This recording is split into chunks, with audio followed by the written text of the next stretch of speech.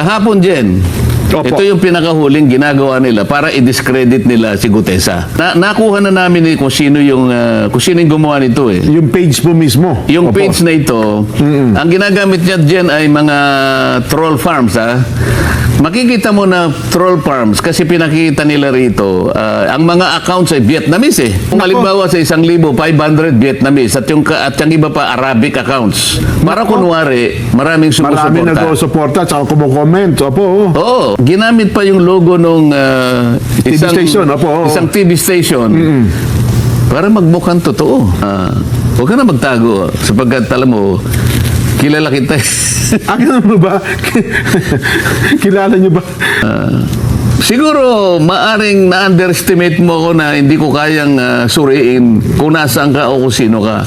Makukuha kita eh. Maghintay ka lang. Senador Rodante Marcolita, natukoy na ang taong gumawa ng kwento para pabagsakin si ex-Marine Sergeant Orly Gutesa.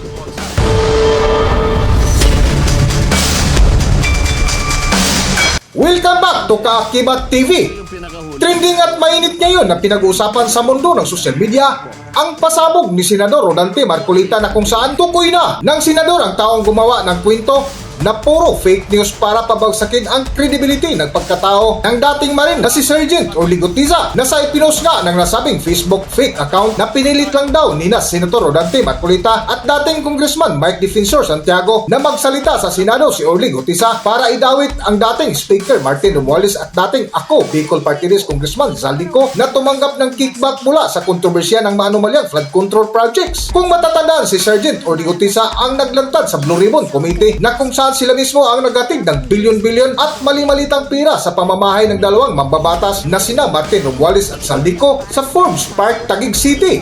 Nagtatrabaho lang po kami ng mga kasama kong sundalo sa Philippine Marines. Huwag sana isipin na aking mga kasama na nagtatraidor ako. Ako sa aming trabaho at pinagsamahan dahil pare-parehas kaming may pamilya at gusto lang naman naming ayusin ang kinabukasan ng bawat isa. Wala akong iniisip na kapahamakan para sa kanila, bagkus ang gusto ko lang maayos ang kinabukasan ng bayan at lahat kami. Noong December 5, 2004, na-hire ako bilang security consultant sa Ako Bicol Party List or AKB kay Congressman Zaldico. At nasimula ng duty ko kay Congressman Zaldico. Bawat umaga, nagre-report ako sa BGC sa Horizon, sa Bonifacio Global City, kung saan nakatira si Kong Zaldico. Tuwing may duty at detailed ako sa basura, it means itong basura, ito yung box ng pera na pinag-uusapan natin sa kasalukuyan. Mr. Gutesa, mag-stick ka lang sa binabasa mo. Huwag ka nang nag-a-adlib. Ay, Kung ano yung nandito, basahin mo lang. Yes, Your Honor. Tuwing may duty detail ako sa basura, pumupunta kami sa 28 Ladybug Corner, Dragonfly, Valle Verde 6, Pasig City. Tagabuhat lang ako ng malita ng basura. Ang ibig sabihin ng basura ay malita na may lamang pera. Ang bawat malita ay may lamang humigit kumulang 48 million pesos.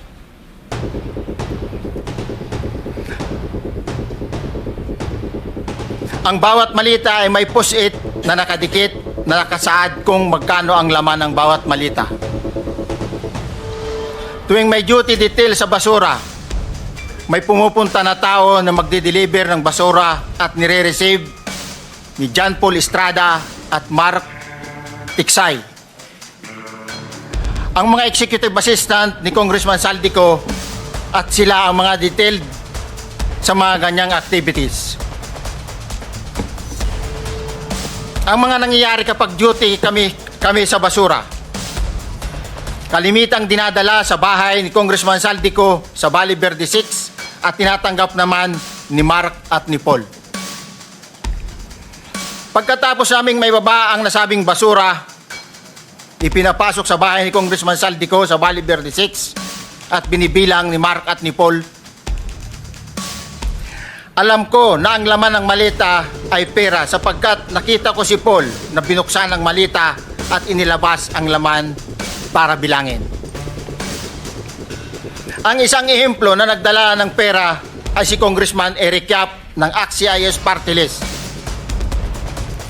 46 na malita ang dala niya sa bahay ni Congressman Saldico sa Valle Verde 6. Pagkatapos mabilang, isinakay namin sa mga sakyan patungo sa Horizon Residence sa Taguig. At dumiretso kami sa basement upang may baba ang nasabing basura. Pagkatapos mabilang ang sinasakay namin sa mga sakyan patungo sa Horizon Residence Taguig.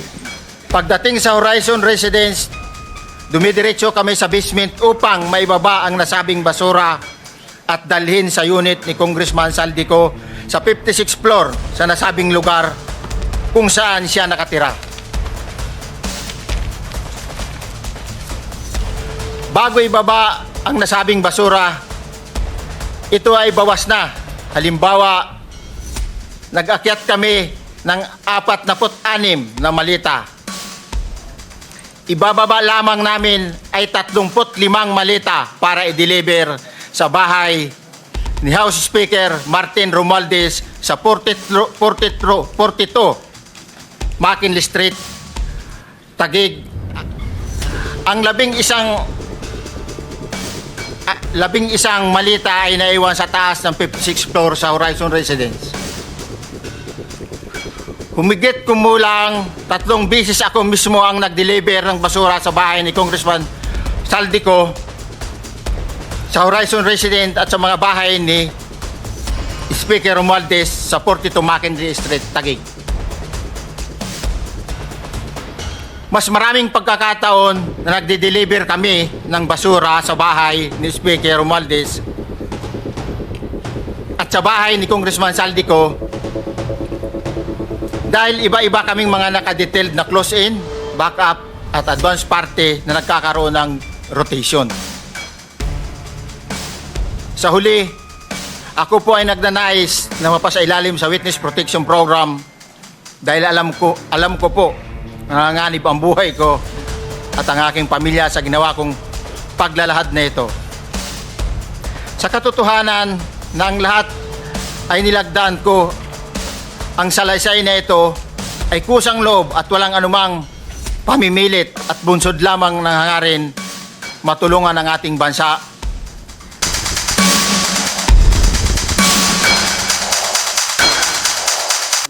Ngunit sa pagharap ni Senador Marcolita sa isang programa sa NET 25, ay binuging nito kung sino at tagasaan ang handler ng nasabing Facebook fake account para gumawa ng kwento na isang fake news para gawa ng kwento at siraan ang pagkatao ni Sergeant Orly Gutisa na bukod tanging testigo na hindi nakinabang ni isang piso mula sa kontrobersya ng maanumalyang flood control projects. Kahapon, Jen, Opo. ito yung pinakahuling ginagawa nila para i-discredit nila si Gutesa. Opo. Okay. Merong post sa isang page na kung tawagin ay Kabayan Patrol. Naku, Sinirculate ito across social media. Ito Viral yung yan. nakalagay na post. Na, kung pwede na si Direk. Ayan. Ayan, sinasabi niya, Orly Gutesa breaks silence. Pinilit lang ako nila Defensor at Marcoleta. Aha. Isip-isipin mo yan, Jen. Gutesa admitted that he was forced to sign a fake affidavit against Speaker Romualdez out of fear and pressure. Ito, nakuha na namin kung sino yung gumawa nito eh. Yung page po mismo. Yung Opo. page na ito, ang ginagamit niya dyan ay mga troll farms, ha? Makikita mo na troll farms kasi pinakita nila rito, ang mga accounts ay Vietnamese eh. Ah, ganun po? May Vietnamese accounts, karamihan ha. Oo. So kung naku. halimbawa sa 1,500 Vietnamese at yung iba pa Arabic accounts, para kunwari maraming Marami sumusuporta. nag-suporta at saka kumukomment. Opo. Oo, ha. Ngayon, ibalik nga natin doon para makita natin. Kung makikita mo doon sa bandang ibaba, right Opo, side, opo. nakalagay Kabayan Patrol. Kabayan Patrol, yes po. So parang ginamit pa yung logo nung TV station, opo, oo. isang TV station para magmukhang totoo. So nakikita nyo ngayon kung ano ang kanilang pakay. Opo. Gumagawa ng isang bagay na hindi totoo. Pinilit namin ni Mike Defensor si Gutesa para gumawa ng isang salaysay. Yan ho lumilitaw dyan. O isang bagay na kabaligtaran. Ngayon, anong pakay ng mga... Hindi lang ito dyan, ha? Opo. Kasi kung punta tayo sa pangalawang slide dyan. Yan. Yan. May requirements ang Meta kasi dyan, yung Facebook, na bago ka makapag-publish ng ads, kailangan meron kang makikitang meron silang mobile number, no? Yes po. Para magbabayad. Pinacheck ko yung mobile number. Ito ay nakarehistro sa isang tao na nagngangalang Luis Orbon.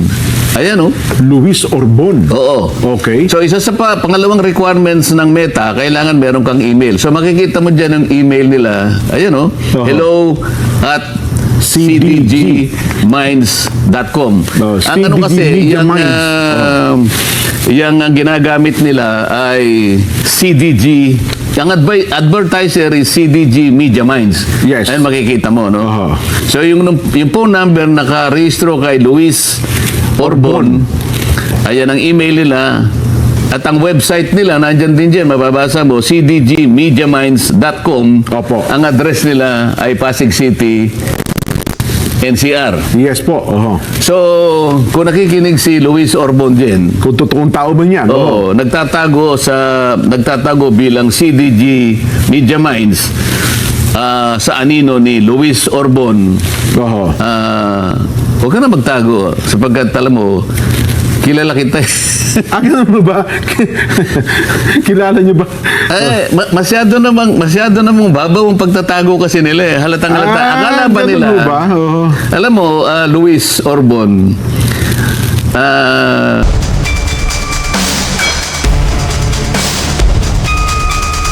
Sa patuloy nga ng interview ni Senador Marcolita ay sinabi nito na tukoy na ang may-ari ng nasabing Facebook fake account kung taga saan, kung sino ang may-ari at kung sino ang nag-utos.